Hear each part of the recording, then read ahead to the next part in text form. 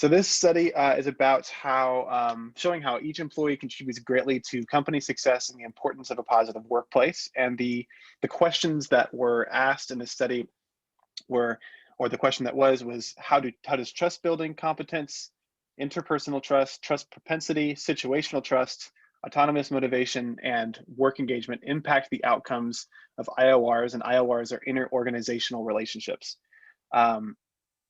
And the methods of the study were that authors interviewed 210 managers and 982 employees from 210 Polish companies.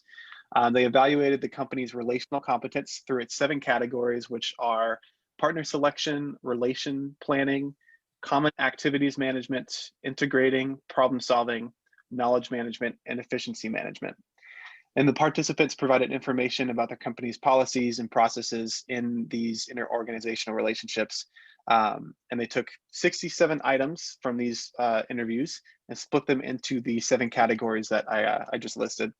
And then the participants were provided with this information and asked to check any items they felt they routinely performed, and they rated themselves on the Likert scale.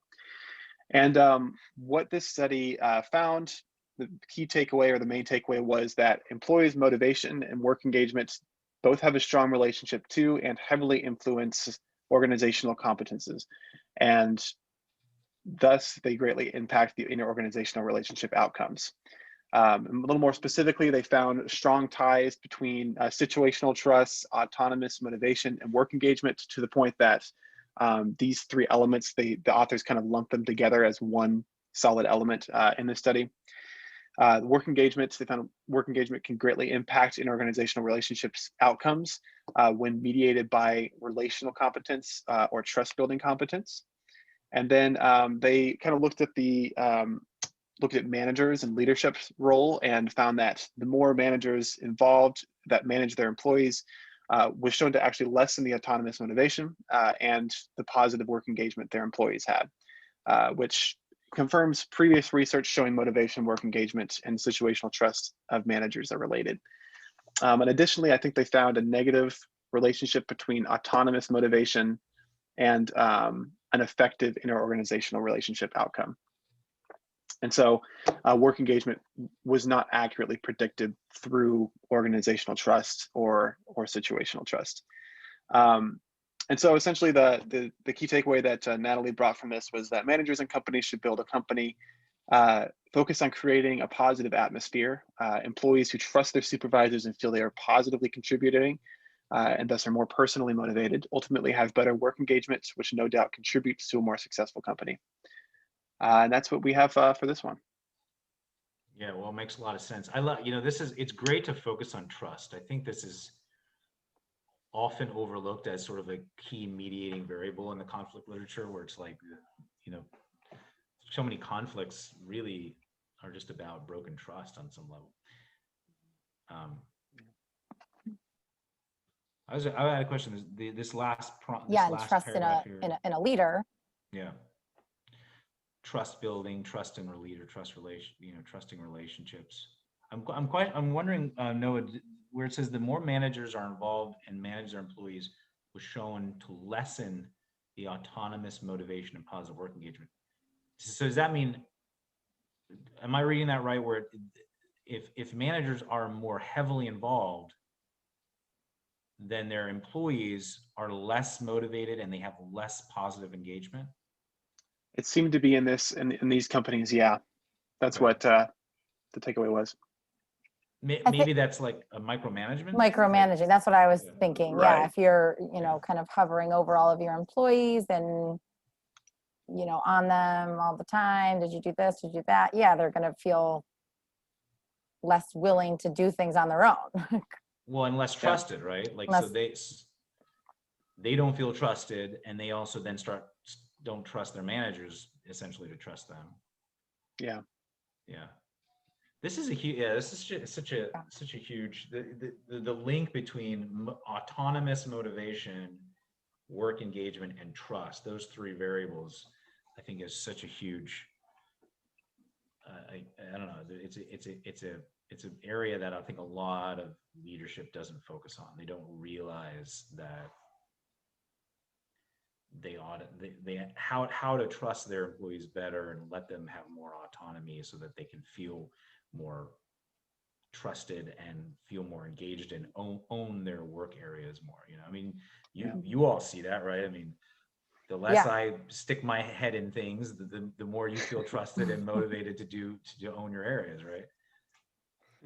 Yeah, I mean, I think there's a healthy balance to it all, and as a leader, that's a lot of pressure. That's a lot to manage and be mindful of while you're, you know, running a company. So I mean, it's also like, you know, sometimes it's like I ask when I'm working with leaders, I would ask, you know, why don't you let them do more without you kind of overseeing it? What would it take to trust them more? You know, so that they feel, because when people feel trusted and competent to do their own work, they're way more engaged and way more satisfied rather than being micromanaged.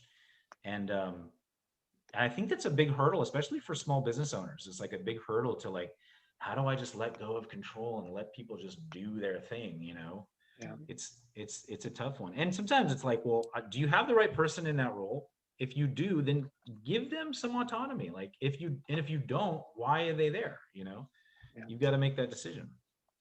yeah, I'm curious if there's like a study on leaders too, because what's coming to my mind is it's an assumption, and I don't know the validity behind it, but that a lot of leaders struggle to ask for help, right? Because they're like, well, I you know, I'm a leader, I created this, I'm a founder of this, and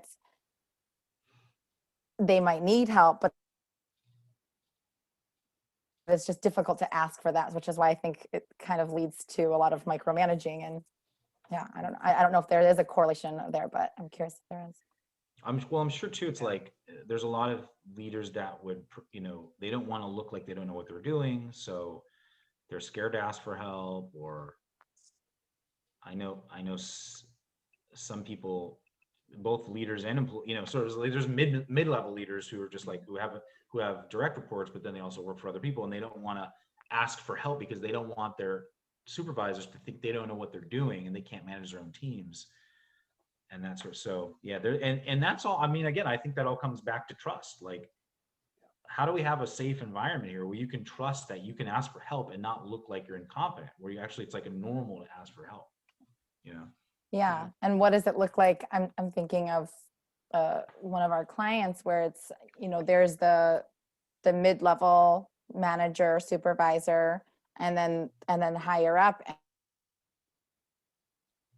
And not that it could be that there's a lack of trust between, you know, the direct report and the direct supervisor, to where the direct report continuously wants to escalate questions and concerns higher. So what is, you know, what does that say? Is it the lack of trust? Is it?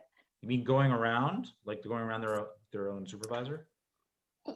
Around or through? I'm not sure how to word it, but because sometimes they're aware of that too, and they're saying, well, you know, I don't know, I don't think that it's trust. It absolutely, it has to be, right? Because I don't trust your response or your answer to this question, so I'm going to take it higher. Like they don't trust the direct supervisor's competency, or they don't trust that person's not going to like be mad or call them out or shame them in some way. I think it's I think it's competency.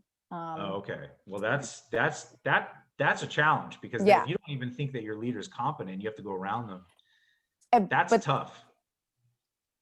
Yeah. And then there's also that this study is making me think of this a lot, right? And on the autonomous motivation there, this direct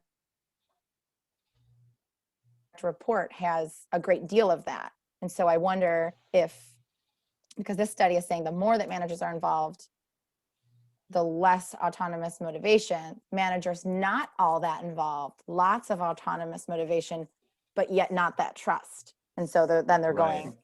So there you go. That balance is off. There's got to be that balance of some sort, right? So like you feel supported by your leader, and you feel like they're giving you direction and they're kind of, giving you the vision, but yet they're letting you figure out how to get there rather than telling you every step you know what I mean? Something like, I'll paint the end goal for you and I'm here to support when you need it, but I trust you to figure out how to get there. But if you're not even there to give them a direction or a vision and you're just like checked out, you're that laissez-faire sort of leadership style, that's then you're like on your own. Like, okay, now who do I go to? Yeah. And you lose competence in that person. Oh yeah. You lose the confidence that person's competent in their role. I've seen that. That's tough, where it's like, I'm not going to go to them because they don't even know what they're doing, and yet they're my boss. So that's got to be worked out somehow. Yeah. We're on it. Yeah, we're on it. We have a training called Increasing Competence in Leadership. New add-on module. Oh, right. Well, that's a good it's a good conversation, I think, on this. We really honed in on the management side of it, and I think the only other thing that I was interested in with this was they relating it to interorganizational relationships. So I think that meeting between, it's like organizational partners almost.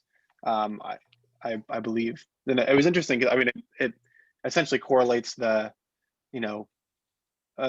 employee motivation and work engagement to being so important to the company that it affects it on almost like an international scale. And that's kind of, I think, what they were kind of getting at.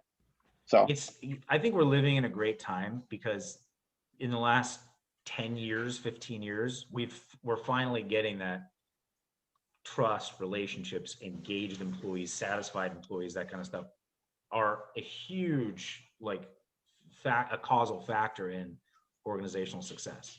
Where we didn't 40 years ago, 30 years, they weren't even really thinking about it too much. Right. That is very true. It's more widely discussed, open and acknowledged now. Yeah, well, and there's lots of research now that kind of proves it, and so companies have to pay attention. There's a lot of companies out there, I think, smaller companies that maybe don't pay attention to it or don't think it's that important, and they pay the price ultimately. They could be a lot more successful.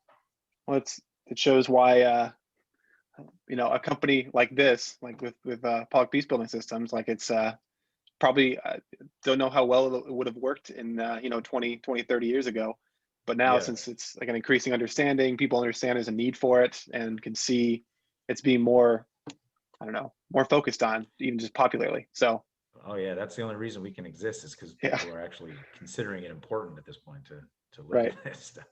Yeah. Right.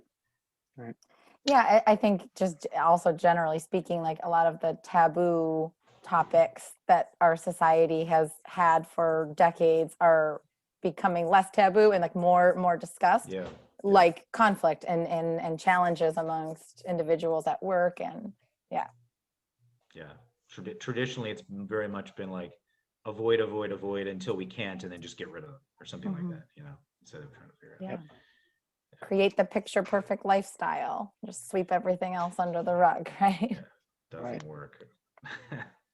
Doesn't work.